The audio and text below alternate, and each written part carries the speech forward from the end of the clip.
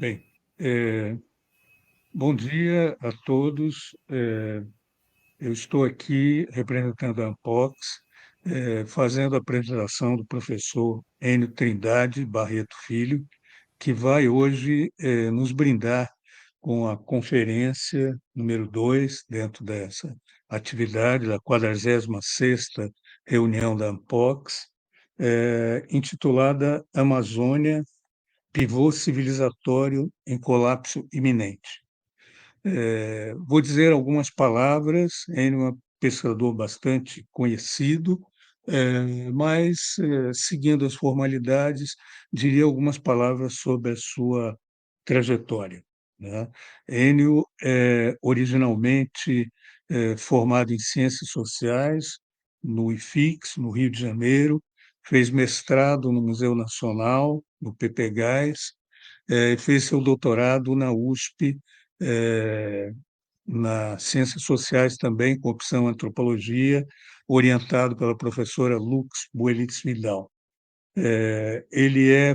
professor, atualmente professor da Universidade de Brasília, foi professor também, em períodos passados, da Universidade Federal do Amazonas e também foi anteriormente professor da própria Universidade de Brasília, seja na antropologia, no período de 1994 a 2006, seja também como professor colaborador do mestrado em desenvolvimento sustentado na mesma universidade no período de 2006 até 2016. Né? O Enio tem uma série de participações muito importantes também nas próprias atividades desenvolvidas junto aos povos indígenas e às comunidades afetadas por problemas ambientais. Ele atuou de uma forma bastante intensa e rica no processo de etnogênese dos índios Tapeba, no Nordeste, teve uma participação extremamente importante. Foi uma pessoa que realizou um dos períodos de campo mais longos, quando a tradição era simplesmente de pequenas idas e visitas curtas a essas populações, que eram consideradas de um modo bastante preconceituoso, como sem língua, né, e com cultura bastante rala. Ele fez um trabalho durante um ano de duração, né, seguindo os padrões do que seria um bom mergulho na antropologia. Ele também, além de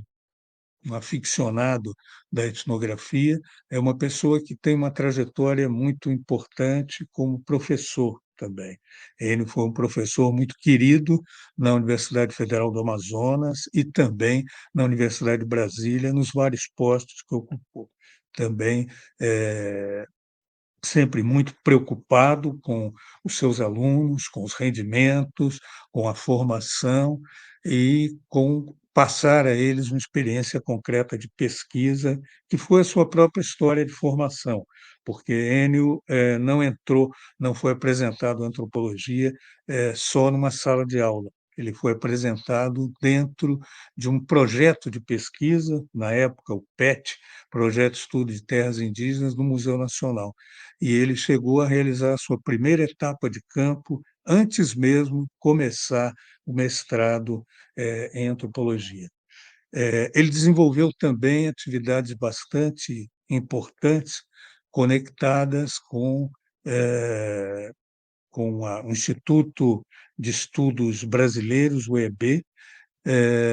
onde ele foi, durante 10 anos, coordenador das atividades de pesquisa e acompanhou e realizou cursos, atividades voltadas para o treinamento de comunidades rurais, e isso paralelamente ao período em que na UNB ele trabalhou no mestrado de desenvolvimento sustentável. Eh, Ele também teve um processo importante de participação em organismos públicos nacionais e internacionais. Durante 2 anos, ele foi representante da ABA, da Associação Brasileira de Antropologia, no CEGEM, do Ministério do Meio Ambiente, tarefa muito muito relevante, e, mais tarde, ele integrou também o o grupo, né, o painel científico sobre a Amazônia, né, soluções para o desenvolvimento sustentável, organizado pelas Nações Unidas, e ele apresentou um relatório também, tem um capítulo do relatório global de 2021 apresentado por esse organismo. Eh, Ele tem também uma outra característica muito importante que eu gostaria de sublinhar, que é também a sua interferência positiva enquanto antropólogo dentro de contextos de uma de uma mobilização política forte, né. São textos aqui que eu chamaria textos de trincheira, né. Ele escreveu em algumas ocasiões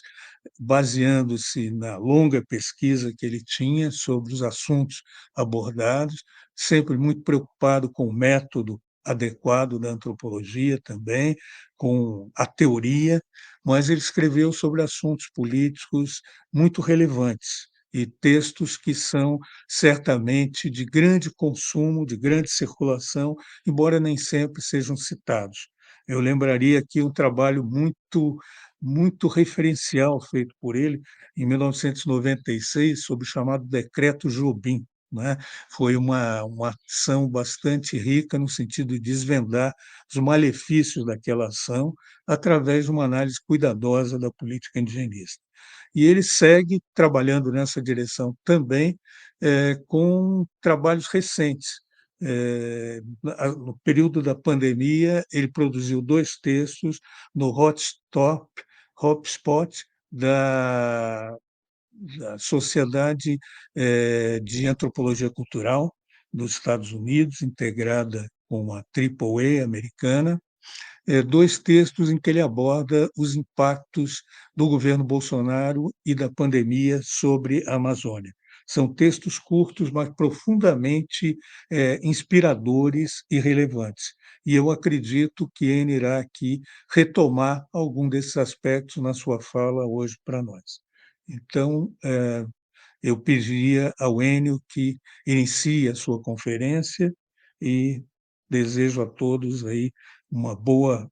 escuta e aproveitamento dessa experiência extremamente rica que ele nos traz. Obrigado, João. Queria dar minha saudação a todas as pessoas que nos assistem. Vou começar agradecendo a direção da Ampox, na pessoa do seu presidente, André Botelho, pelo generoso e honroso convite para figurar entre os conferencistas deste 46º encontro anual. Foi com imensa felicidade e com um abissal frio na barriga que eu aceitei esse desafio de falar sobre a Amazônia. Estendo também meu agradecimento terno à generosíssima apresentação com que o professor João Pacheco, meu estimado orientador de mestrado, nos brindou e me presenteou. Enfim, espero estar à altura desse desafio. É um truísmo burguesiano pelo qual eu me penitencio logo, mas do qual eu não consegui escapar, dizer que quando nos arriscamos a falar sobre ou de uma região qualquer, entramos, ainda que não queiramos, numa luta de classificações, face à qual é difícil assumir uma posição olímpica. Em especial no caso da Amazônia, por razões que espero elucidar a seguir, seus limites, fronteiras e os seus conteúdos substantivos, aquilo que caracteriza e diferencia a região, foram e permanecem sendo objetos de disputas as mais variadas, que mobilizam uma pletora de agentes, entre os quais nós, cientistas sociais, posicionados em distintos níveis e escalas de integração sociocultural, e que colocam em jogo seus distintos capitais de conhecimento na expectativa de ter a palavra definitiva em torno da definição legítima e hegemônica do mundo social e, logo, da região em tela. Significados do passado e projeções e apostas em relação ao futuro são o objeto mesmo desses embates entre diversos atores, fundamentados em critérios, escalas de valores e interesses diversos. A depender também do campo disciplinar a partir do qual se expressam tais agentes e das escalas de espaço e tempo que mobilizam a magnitude, os limites, as características e os desafios da região, variarão de acordo. Se de um lado isso impõe dificuldades, pois limita as possibilidades de se fazer a peculiar história social dessa regionalização no âmbito desta conferência, de outro acaba produzindo um efeito liberador, ao tolerar a apresentação de ideias, razões e porquês de quem entra no debate. Justifico, assim, o caráter ensaístico e de orientação histórica desta fala, que proporá um caminho para enfrentar o que há quase 50 anos Armando Mendes, Jean Ebet, Edna Castro e Roberto Ferreira designaram como o enigma amazônico, ao qual eu voltarei em breve. Assim sendo, para começar, em se tratando de Amazônia, de que exatamente estamos falando? Comecemos, então, pelos horizontes naturalistas, no sentido de regime de identificação proposto por Descolar, cujas definições não coincidentes fazem com que a região se estenda para além das atuais fronteiras políticas do país, o que coloca desde já questões à descrição territorial do espaço político soberano. Estamos falando do quê? Da bacia de drenagem do rio Amazonas, da extensão geológica limitada pelas duas províncias de formação pré-cambriana na América do Sul, o maciço goianense ao norte e o escudo do Planalto Central brasileiro ao sul. Estamos falando da assim chamada Ileia Amazônica, ou seja, a área de distribuição da floresta tropical úmida propriamente dita, ou da área de distribuição do gênero Hevea, como já se propôs de definir a região. Estamos falando do bioma ou do domínio Amazônia, o sistema biogeográfico amazônico, e nesse aspecto já se tornam visíveis os horizontes propriamente sociais, pois, como lembra Simon Chama, em seu Paisagem e Memória, a natureza não demarca a si mesma, não se nomeia. Refiro-me aqui ao termo de cooperação que o IBGE e o Ministério do Meio Ambiente celebraram em agosto de 2003 e que resultou num mapa, o Mapa de Biomas do Brasil, que foi então considerado um instrumento para a formulação de políticas públicas específicas para os diferentes biomas brasileiros. Lembro também que, abre aspas, a floresta amazônica brasileira, eu enfatizo, fecha aspas, ao lado de mais 4 domínios, foi definida como patrimônio nacional nos termos do parágrafo 4º do artigo 225 da nossa Constituição, no capítulo do meio ambiente.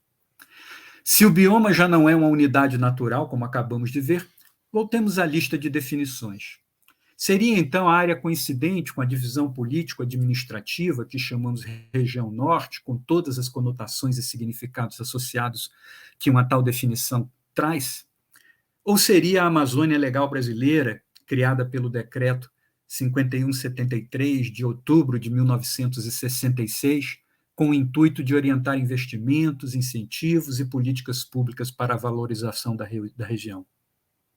Aliás, a propósito dessa definição, convém lembrar que a sociogênese da Amazônia Legal se projeta para meados do século passado, por razões que sinalizarei adiante. Não sendo essa uma lista completa, há que se perguntar igualmente, em se tratando da Amazônia, em que escalas quais são as escalas temporais que nós mobilizamos. A escala do tempo geológico, qual seja a dos paleoclimas e dos processos de formação dos diferentes ecossistemas que compõem a floresta tropical úmida das terras baixas da América do Sul. Esse é o horizonte de um importante conjunto de atores, aos quais votaremos nessa conferência, que olha para e define a região, quais sejam os técnicos, os pesquisadores e os cientistas naturais envolvidos, seja nas iniciativas de conservação da biodiversidade na região, seja na modelagem das dinâmicas do uso da terra, do desmatamento e do clima. A escala da história antiga dos povos indígenas seria uma segunda possibilidade, aquela que vem desde antes do advento da Era Comum, pois, segundo o arqueólogo Eduardo Neves, abre aspas, eu cito, numa estimativa conservadora, os ancestrais dos povos indígenas vivem por aqui há mais de 12 mil anos, fecha aspas. Ora, essa história de ocupação humana, né, tão antiga quanto em outras partes do continente americano, lembra Neves, coincide assim com o início do Holoceno, justamente quando, com a retropicalização ocorrida ao final das eras glaciais do Pleistoceno, a floresta tomou a forma que os primeiros colonizadores conheceram, forma esta adquirida, por sua vez, por meio das relações entretecidas entre esses povos indígenas antigos e os ambientes que eles modelaram. Lembrando, igualmente com Neves, abre aspas, eu cito, que os processos antigos de antropização e criação de paisagens na Amazônia não foram constantes e tampouco regulares ao longo do tempo. Esse é o horizonte da arqueologia, da ecologia histórica e da paleontologia, cujos aprendizados nós ainda carecemos incorporar integralmente numa imaginação renovada sobre a região.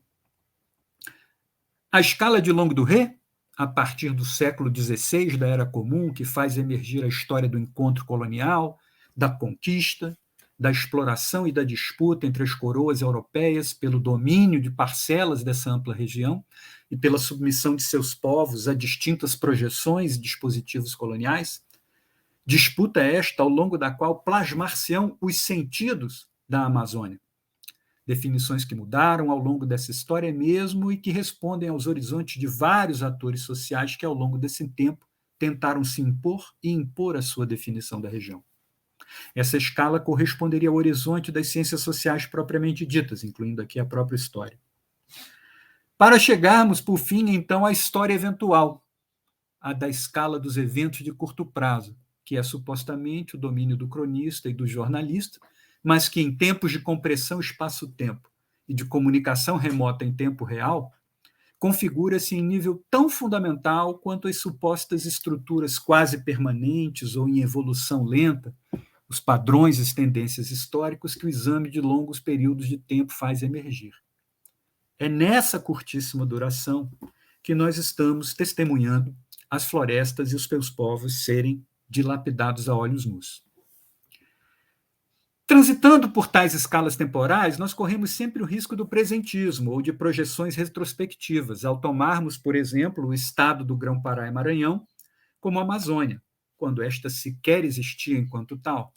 pelos simples fatos de percebermos ambos como recobrindo, grosso modo e aparentemente, a mesma abrangência espacial. Lembro que Grão-Pará e Maranhão era outra unidade administrativa da coroa ibérica e ou portuguesa, dependendo de que período exato estamos falando, na América do Sul, existente desde 1621 como distinta do Estado do Brasil. Proponho, assim, nessa conferência, seguir uma pista para pensar a Amazônia, que, se bem não é nova, ao seu modo, ela oferece um contraponto à concepção segundo a qual a Amazônia brasileira teria sempre ocupado um lugar de zona de amortecimento dos centros dinâmicos da sociedade e da economia nacionais, ora servindo de fronteira de recursos, ora como válvula de escape para conflitos sociais em outras regiões, nos marcos dos projetos coloniais e nacionais autoritários. O eterno almoxarifado do país, nos termos do missionário Egídio Schwad. Fronteira, eu enfatizo, por excelência do exercício do colonialismo interno. A jornalista e cronista Eliane Brum, na orelha do recém-publicado livro de nosso colega arqueólogo do Museu de Arqueologia e Etnologia da USP e coordenador do projeto Amazônia Central, Eduardo Neves, propõe uma alteração na ordem dos fatores dessa equação. Diz ela, eu cito, abro aspas, o Brasil é a periferia da Amazônia. Isso os menos estúpidos entre os humanos já perceberam. Esta é uma das epígrafes do texto que leio nesta apresentação. Tal formulação me remete a outra, quase cinquentenária, elaborada por insignes cientistas sociais paraenses sob a liderança de Armando Mendes, entre os quais nossa colega Edna Castro, do NAIA, da Federal do Pará, outra conferencista desse 46º Encontro Anual da Ampox. Tais colegas, em fevereiro de 74, portanto, pouquíssimo tempo antes da posse do general Ernesto Geisel, já tendo testemunhado os efeitos socioambientais deletérios do Programa de Integração Nacional, o PIN, instrumento do primeiro PND, o primeiro Plano Nacional de Desenvolvimento, propuseram uma contribuição à formulação de uma estratégia para o desenvolvimento regional sob o título de A Invenção da Amazônia. Ao estabelecer como seu ponto de partida o enigma amazônico, termo deles, assim eles o formulam. Abre aspas, eu cito. O enigma amazônico é a resultante final da perplexidade da nação perante a região imensa e da indefinição dos rumos a tomar para, eu enfatizo, extrair a enorme riqueza que promete. Ele assenta suas raízes no próprio choque sentido pelo descobridor, conquistador e colonizador,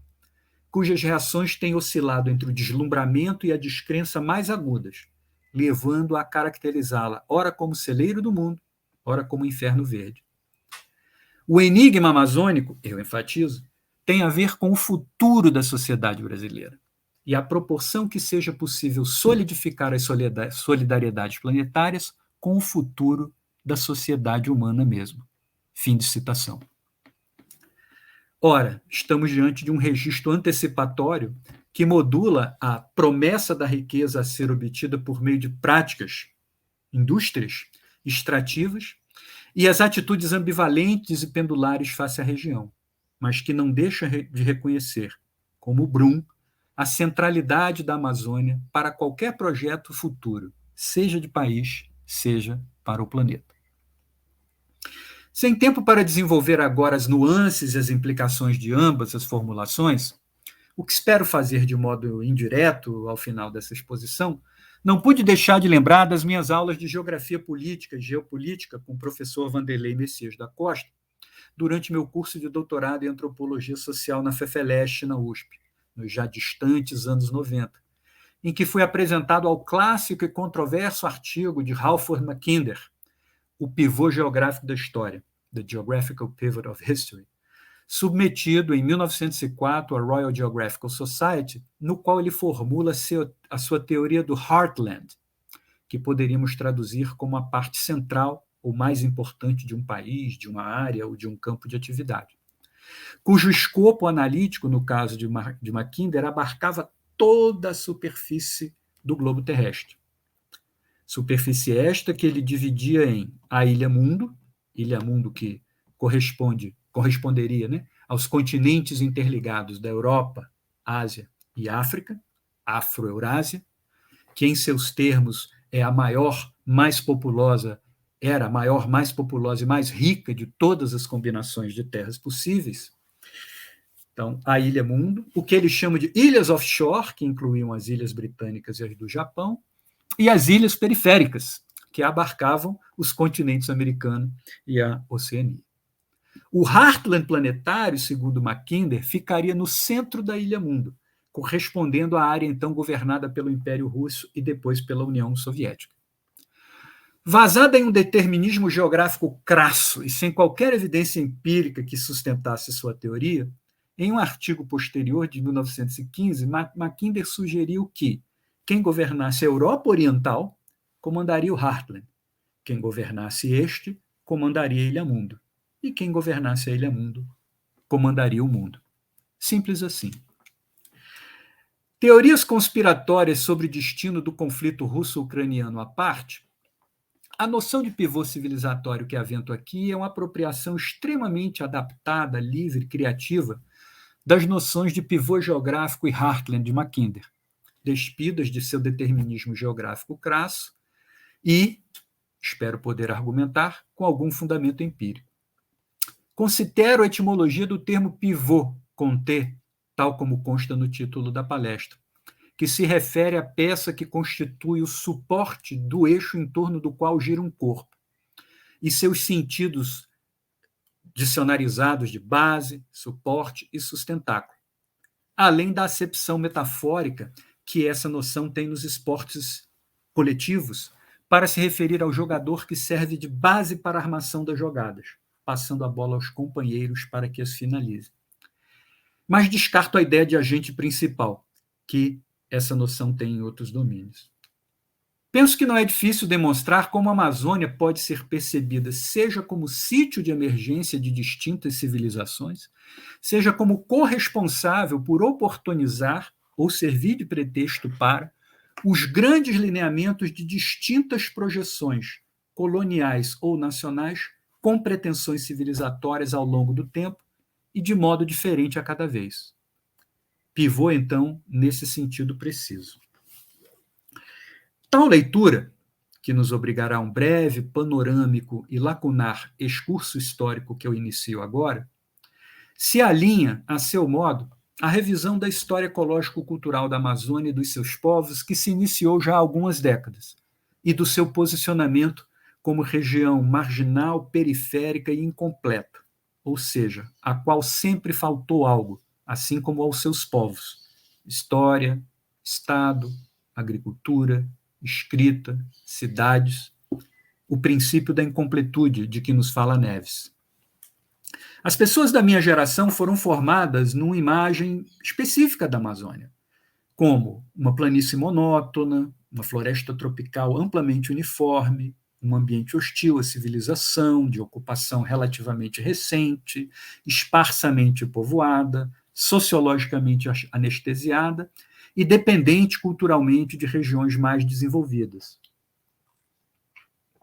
Habitat preferencial de grupos isolados, pequenos e dispersos, tido como autônomos, autocontidos, igualitários e tecnologicamente austeros, em virtude de condicionâncias ambientais, recursos naturais escassos, quais sejam solos férteis e proteína animal. Ora, nada mais antitético, né, com a visão que, se hoje ainda não é hegemônica, aos poucos se consolida no círculo dos estudiosos da história antiga dos povos indígenas. Uma área originalmente populosa, sociopoliticamente complexa e com ecologias que trazem as marcas da interação com os distintos coletivos humanos que a habitaram sucessivamente, com diferentes demografias, organizações sociais e línguas. Um bioma composto por distintas e diversas paisagens, cada qual com as suas particularidades e histórias específicas de constituição, nas quais a plasticidade das práticas agroecológicas dos povos antigos da Amazônia, marcadas pela diversificação, com a presença de numerosos cultivares, povos também que eram movimentadores de terra e construtores de aterros, enfim, prática que diz, né, plasticidade que desempenha um papel fundamental na configuração desses ecossistemas, o que torna hoje essas paisagens mais ou menos adequadas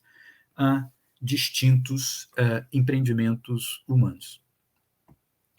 Neves nota que, no quadro ortodoxo de conhecimento sobre os povos da floresta tropical úmida, adaptações a condições históricas de um dado momento, o modo de vida móvel e disperso pela floresta, que foi adotado para lidar com as guerras de captura e extermínio, a escravidão, a propagação de doenças, o trabalho compulsório nos seringais,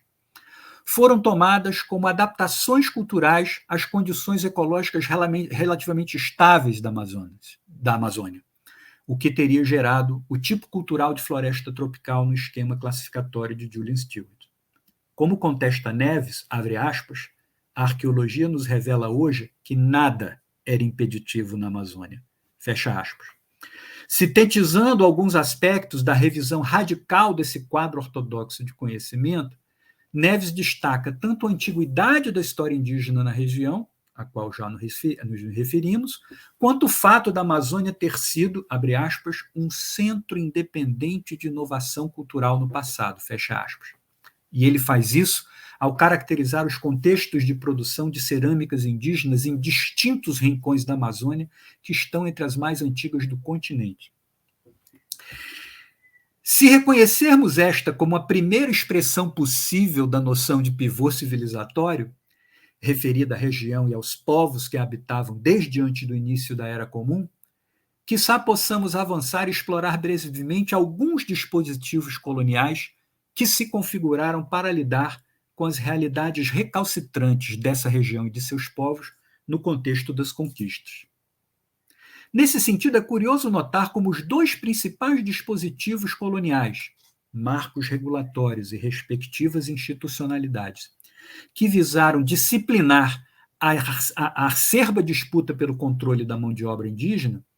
entre colonos particulares, missionários e autoridades régias, e que vigoraram consecutivamente por quase um século e meio, esses dispositivos foram elaborados em vista do que ocorria no estado do Maranhão e Grão-Pará, que corresponderia hoje à Amazônia brasileira. Percebam aí o presentismo. tendo depois esses dispositivos se tornado extensivos ao Estado do Brasil. Refiro-me aqui ao Regimento das Missões do Estado do Maranhão e Grão-Pará, decretado por Pedro II, rei de Portugal, em dezembro de 1686. E ao diretório que se deve observar nas povoações dos índios do Pará e Maranhão, enquanto Sua Majestade não mandar o contrário. Elaborado em 1755 e tornado público em 1757 por Dom José I, rei de Portugal, por meio de seu ministro, Marquês de Pombal. Importa notar que no Maranhão e Grão-Pará, o cativeiro indígena foi a principal forma de trabalho empregada na colonização até meados do século XVII. Estou chamando atenção aqui para o fato que foram dispositivos, né, elaborados a partir da realidade dessa região e que depois foram estendidos. Né? Se pode dizer que o Regimento das Missões e a consequente Junta Geral das Missões, criada pouco tempo depois, atendiam aos desígnios da conversão religiosa e da expansão da cristandade, portanto, uma dada orientação civilizatória, sustentadas que estavam pelo direito de padroado, concedido por delegação papal aos reis de Portugal, que tornavam estes chefes civis e religiosos do clero, poder-se-ia dizer que o diretório veio para modernizar e laicizar a sociedade lusitana e soerguer econômica e politicamente o império, então bastante enfraquecido, transformando em potência de primeira grandeza na Europa e impondo aos índios das conquistas na América do Sul as condições tidas como adequadas para que estes se convertessem à civilização, à cultura e ao comércio, constrangendo a uma integração forçada como mão de obra a serviço do sistema mercantil. Nova orientação civilizatória, portanto. Por duas vezes, então, ao longo de um século e meio, o Grão-Pará e Maranhão opera, então, como pivô, servindo de pretextos para ensaios civilizatórios coloniais de orientações diversas. Bom, importa destacar que esses dois grandes enquadramentos se situam num longo encadeamento de leis sucessivamente editadas pela coroa ibérica ou lusitana, que pretendiam regular os principais modos de apropriação de indígenas e definir quem estaria autorizado a proceder aos descimentos, aos resgates e aos cativeiros em guerras justas. Foram as chamadas leis de cativeiro e ou liberdade dos índios, que se alternaram de modo pendular ao longo da história colonial, ora favorecendo colonos, ora missionários, ora as próprias autoridades régias. Desnecessário dizer que tudo isso teve consequências catastróficas para os povos indígenas, o que traz à luz um componente vital para compreender padrões e tendências históricos de longa duração na configuração da Amazônia. Refiro-me à violência embutida nesses dispositivos civilizatórios. Violência em suas expressões material e simbólica, em suas distintas modalidades, institucionalizada, lenta e fria, ou nua e cruel, e expressa nos dois processos fundamentais ao sistema escravista, a dessocialização e a despersonalização, como nos lembram Beaçu e Alencastro. Seguindo Alencastro, eu cito, a colonização camponesa não integrava o quadro de opções definidas pela coroa e pelo capitalismo comercial português na Amazônia. Fecha aspas. Razão pela qual, abro aspas, o incremento da agricultura de exportação veio acoplado com as primeiras operações de trato negreiro. Para enlaçar a economia amazônica à metrópole, as autoridades tiveram que, primeiro, atá-la ao mercado africano, fecha aspas, de pessoas escravizadas. Cito Alencastro. A criação em junho de 1755, simultânea ao diretório da Companhia Geral de Comércio, do Grão-Pará e do Maranhão, a criação dessa companhia fez parte de, abro aspas, citando Alencastro, uma grande operação destinada a alterar as variáveis econômicas e sociais da região para melhor enquadrar ela no sistema ultramarino do Atlântico e no controle metropolitano, capitalizando e aumentando, assim, a produtividade da economia regional. Fecho aspas. Ora, é assim que, citando a nossa colega socióloga Marilene Corrêa da Silva, do Amazonas, abro aspas, eu cito, quando a sociedade nacional alcançou a Amazônia, em 1823, a região já estava articulada em mais um momento do processo de globalização econômica, política e cultural. O mercado capitalista em expansão sob a supremacia inglesa já criara laços comerciais entre os produtores da Amazônia e a burguesia capitalista, subvertendo o exclusivo metropolitano que, na prática, ainda era exercido. Fim da citação, fecha aspas. Silva, 94. Marilene observa que a região amazônica, de fronteiras móveis e mal definidas, em que operavam interesses territoriais de várias coroas e possessões, já havia sido enlaçada pelos processos de globalização originários antes mesmo das sociedades nacionais sul-americanas terem se constituído como unidades territoriais e políticas autônomas. Tais processos, eu cito, abre aspas, retiraram-lhe a inocência e lançaram ela no jogo das forças internacionais do mercantilismo, do absolutismo monárquico, do absolutismo ilustrado, da acumulação originária da razão. Fecha aspas. A configuração da questão amazônica, assim, seria coetânea à constituição das sociedades políticas independentes na América do Sul. Conforme a análise da autora, que eu sigo, a Amazônia brasileira, que nasce com a independência, já se encontrava fraturada por movimentos de continuidade e ruptura com a Amazônia portuguesa, aí incluídos a emergência de grupos de interesse autônomos face aos desígnios do poder colonial e a resultante efervescência política que opôs a elite colonial e a elite regional emergente. Para a autora, este seria mais um sinal evidente de que as projeções das contradições econômicas e políticas do mundo em conflito na Amazônia, ao combinarem-se com as ações internas, teriam fundado várias questões. Por um lado, as questões indígena, agrária e do modelo de desenvolvimento, agricultura ou extrativismo. E, por outro, o confronto entre região e nação, e a questão da organização política, expressa no discurso da soberania sobre a região. O modo irreversível como os espaços e as temporalidades das relações globais se constituíram na Amazônia explicaria para Silva, abre aspas, o fiasco da nação, fecha aspas, nessa região. Ou melhor dizendo, a incapacidade do Estado Nacional recém-instituído de dar conta das relações e estruturas já estabelecidas ali. A herança colonial mercantil, racista e escravista, a acentuada desigualdade entre os grupos sociais, a estrutura de elites predominantemente estrangeiras, rigidamente hierarquizada, a violência molecular nas relações sociais. Silvia nos sugere, e eu proponho que prestemos atenção nisso, que os grandes lineamentos da questão amazônica podem ser compreendidos como ecos dos desafios postos pelo modo de inserção originário dessa área de limites imprecisos na ordem internacional do capitalismo nascente. Ora, das tensões resultantes desse processo resultou, abre aspas, a rebeldia que ensanguentou a Amazônia, fecha aspas, nos termos de Astur César Ferreira Reis. Trata-se da cabanagem, ocorrida entre 1835 e 1840,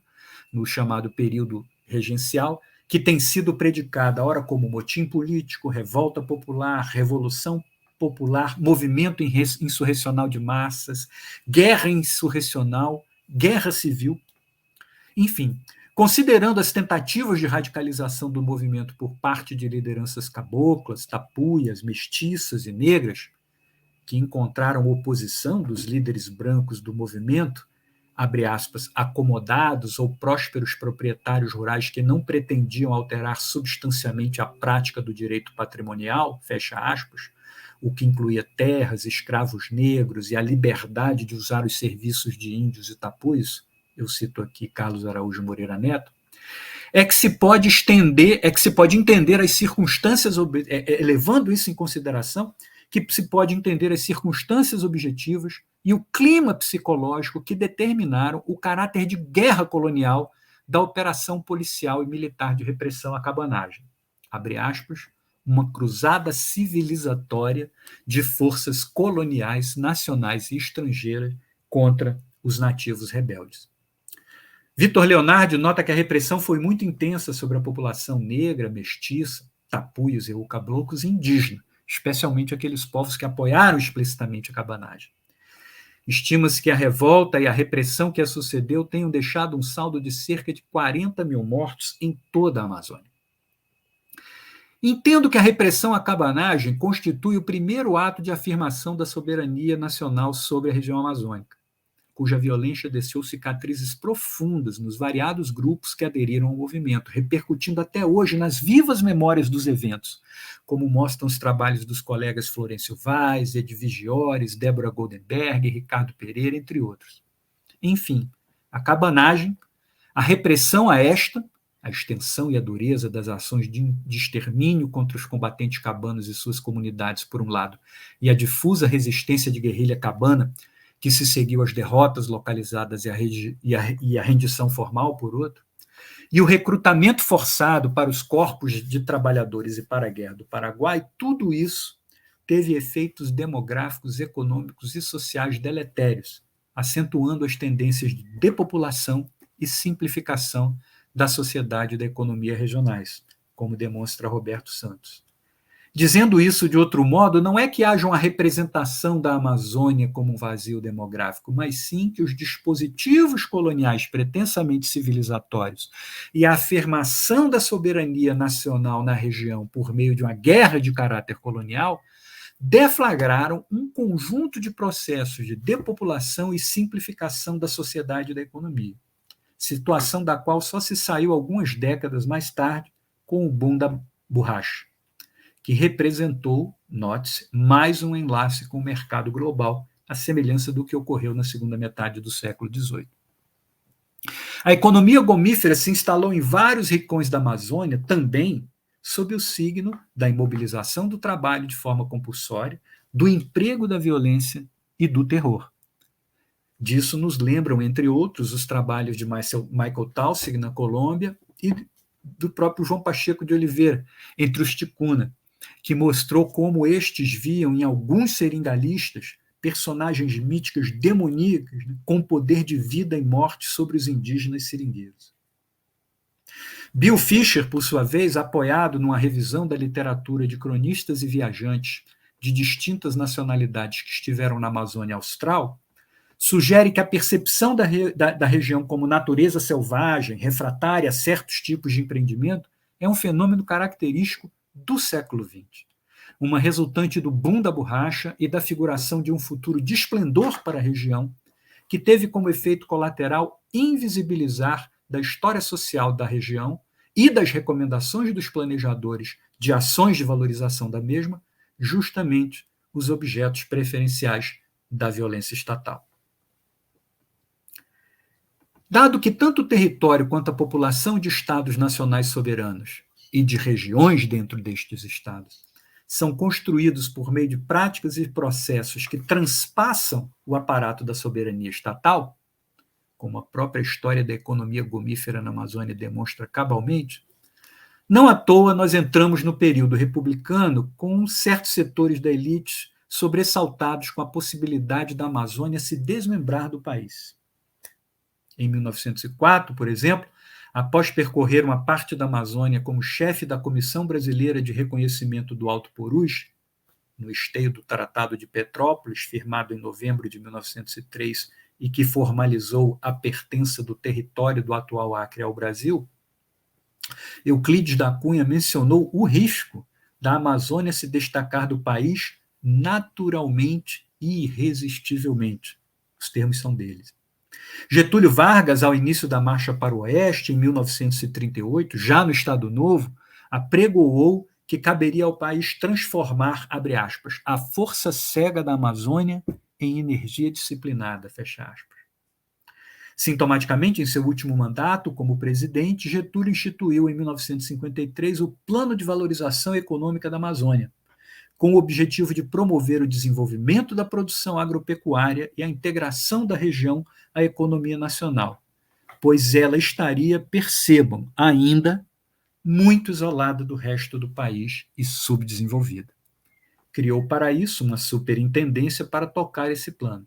É dessa época o conceito da Amazônia Legal, que foi apropriado em 66, com a extinção da SPEVIA e a criação da SUDAM, a Superintendência do Desenvolvimento da Amazônia. Roberto Santos oferece um cálculo segundo o qual parte expressiva dos frutos do surpreendente crescimento oportunizado pela economia gomífera na virada dos séculos XIX para o XX e depois, em meados do XX, teria sido largamente transferida a outros países e outras regiões do país, abre aspas, impedindo a região de incorporá-los a um processo firme de progresso técnico e reestruturação econômica. Nesse sentido, no que parece ser um padrão característico de longa duração de funcionamento das economias baseadas no extrativismo, o crescimento econômico da Amazônia, induzido sobretudo pela borracha, teria sido predominantemente exógeno. Tal fenômeno parece ter retroalimentado as inúmeras iniciativas de valorização e desenvolvimento da Amazônia ao longo, principalmente, da história republicana, todas de viés autoritário, colonial, tecnocrático e modernizante. Daí o justificável sentimento de colonialismo interno nutrido por amplos segmentos das populações amazônicas, populares e da elite, igualmente, em relação a tais iniciativas, via de regra, impostas e que tendem a drenar-lhes os recursos. A diferença das iniciativas de valorização e desenvolvimento da região durante a ditadura civil, empresarial, militar brasileira nos anos 60 e 70, em relação às anteriores, foi o esforço por imbricar a ciência e a tecnologia com as estruturas do poder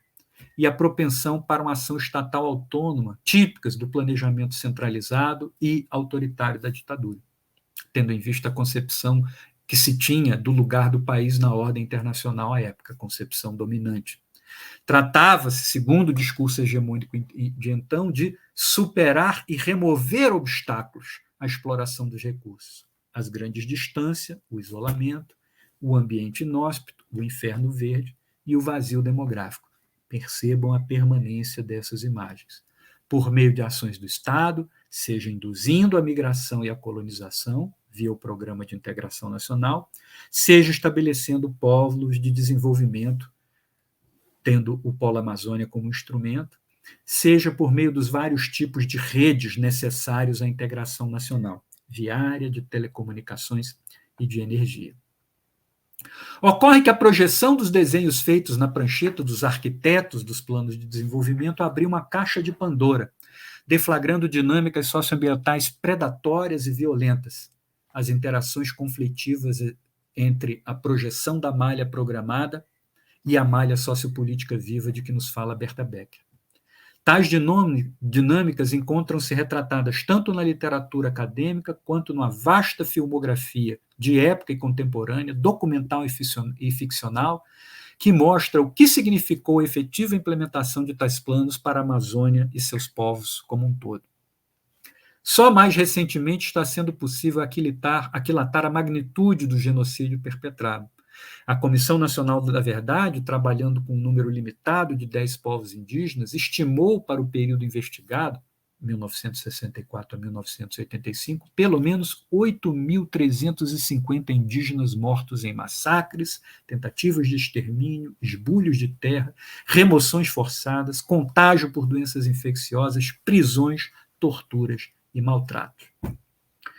O pivô civilizatório, assim, mostra-se pivô da barbárie e da crueldade resultante da implementação mesma de tais iniciativas de valorização e desenvolvimento.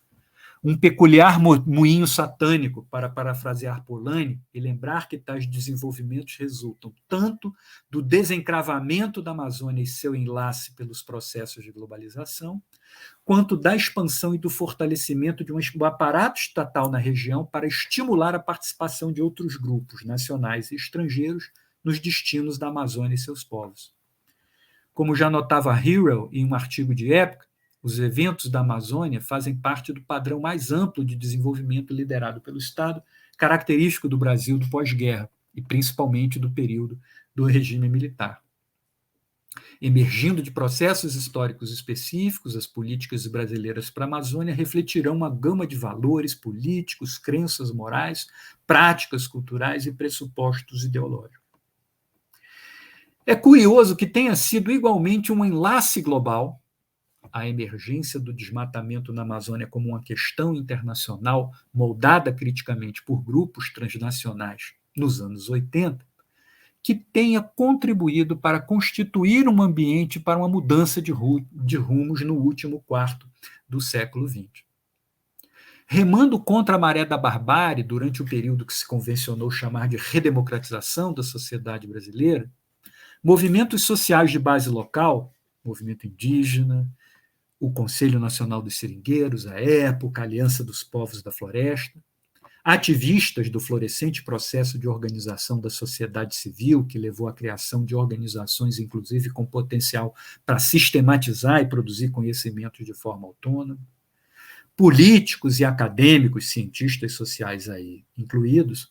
promoveram transformações nas ideias sobre a história ecológico-cultural da Amazônia, às quais já me referi no início desta apresentação, a citar o trabalho de Neves, e ajudaram a construir um modesto, porém relativamente eficaz, sistema de regulação ambiental.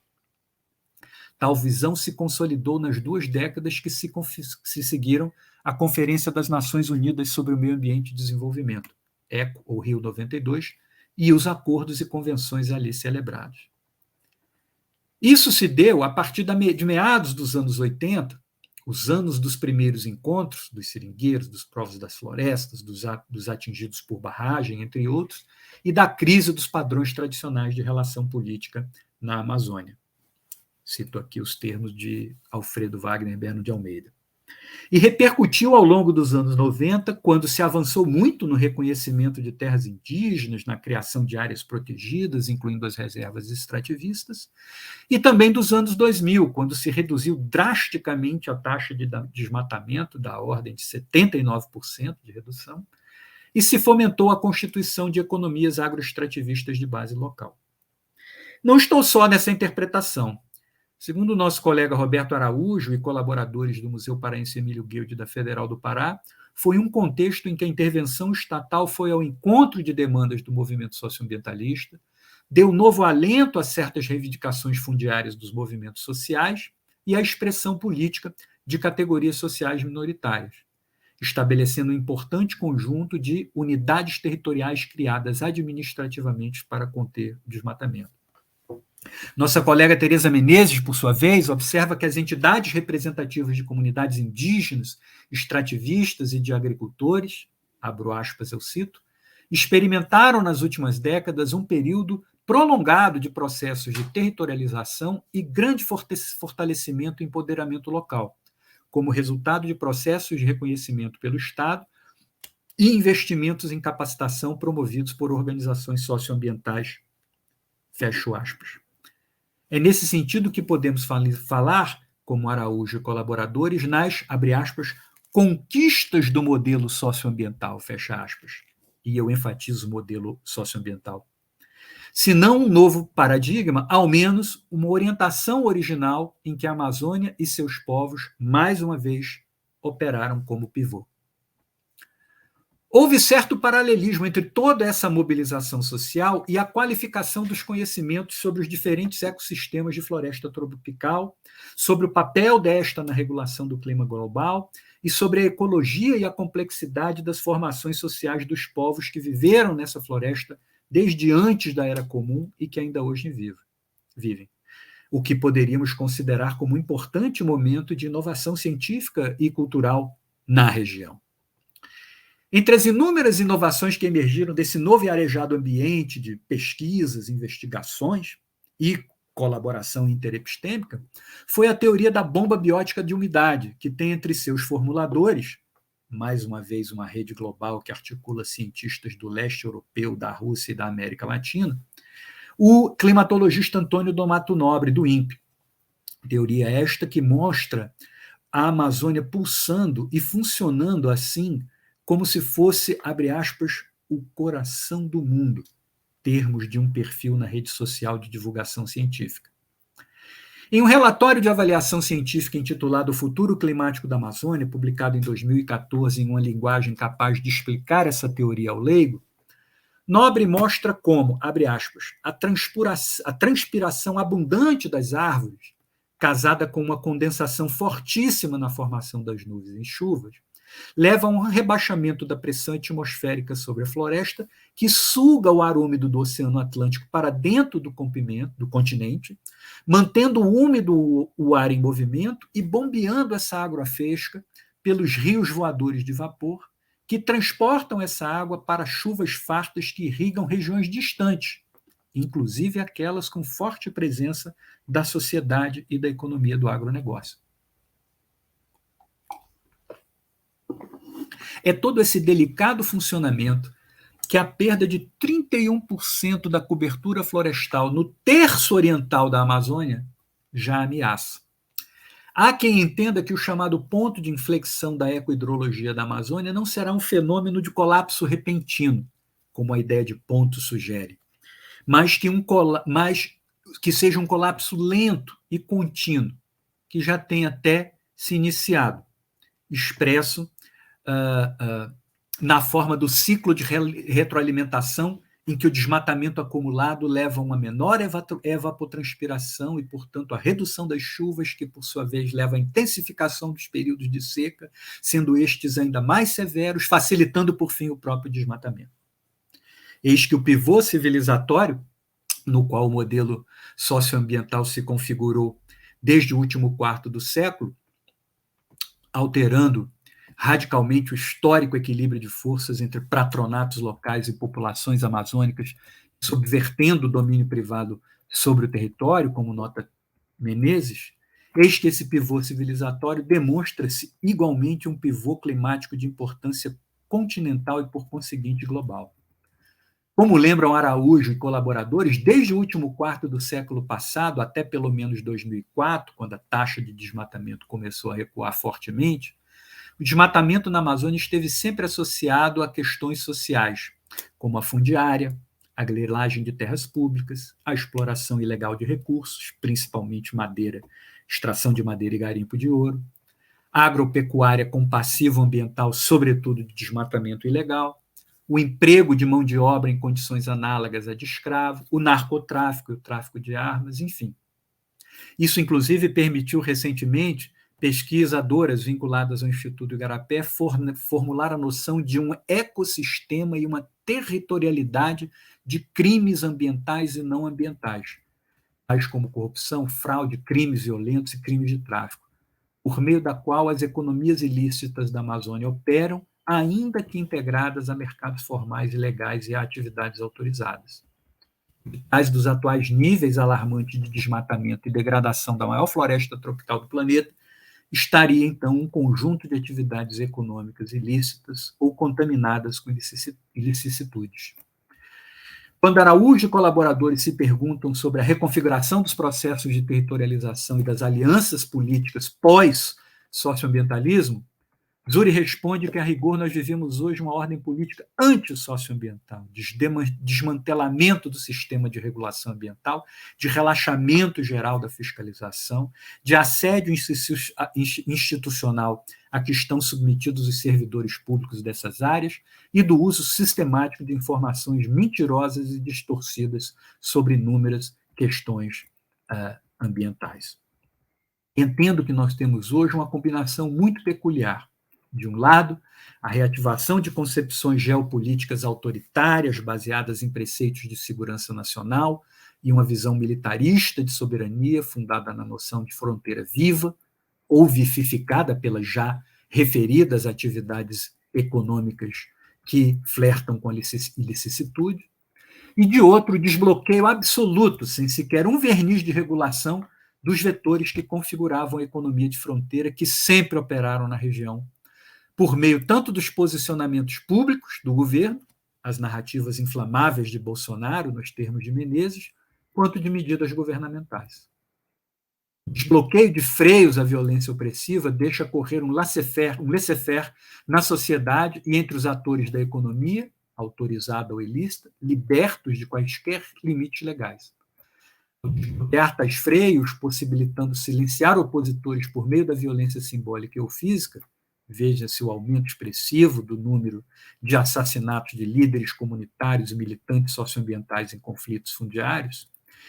e ao eliminar as mediações propiciadas pelo sistema de regulação ambiental, libera-se a sinergia entre indivíduos e organizações do Estado, do mercado e criminosos que alimentam o crime, a violência, a ilegalidade e a degradação ambiental em tempos de emergência climática. Frente a essa situação, povos e comunidades tradicionais continuam a se organizar em redes de movimentos, adotando muitas vezes medidas de confrontação aberta, bloqueios, ocupações e retomadas, e proclamando a disposição de reagir ainda mais energicamente. A intensificação dessas redes de aliança envolve instituições de ensino e pesquisa, de defesa dos direitos humanos e organizações não governamentais, objetivando a denúncia de violações de direitos nos âmbitos nacional e internacional, já que cobrar medidas executivas no atual contexto e nada é a mesma coisa. Concluindo esta fala 6 dias do primeiro turno das eleições majoritárias no Brasil, importa enfatizar que estas talvez sejam o evento mais importante das agendas de justiça socioambiental e climática do país e planetária deste primeiro quarto do século. Isso porque do seu resultado dependerá, em boa medida, se nós lograremos postergar ao máximo o ponto de inflexão da floresta, dando-nos igualmente tempo para aprender com os povos da Amazônia como eles cuidaram dessa massa florestal heterogênea por 8.000 anos, que nós temos a pachorra de considerar como um legado nosso, patrimônio nacional. Inaugurando, quiçá assim, um novo e virtuoso ciclo de inovação científica e cultural colaborativa e restituindo, assim, o sentido primevo de pivô civilizatório com o qual iniciamos essa apresentação. Muito obrigado. Obrigado, Enio. Acho que foi um panorama assim extremamente rico que você teceu, vindo do tempo geológico, a arqueologia, as pesquisas geográficas, históricas, da ciência política, da sociologia, enfim, e chegando até no final, a mostrar a atualidade das questões e dos impasses que levam você a falar na transformação do que era um pivô civilizatório em um verdadeiro pivô de barbárie. Temos muitos elementos para refletir. Agradeço muito a você, aos ouvintes, e encerro essa conferência, a segunda conferência da 46ª reunião da ANPOX.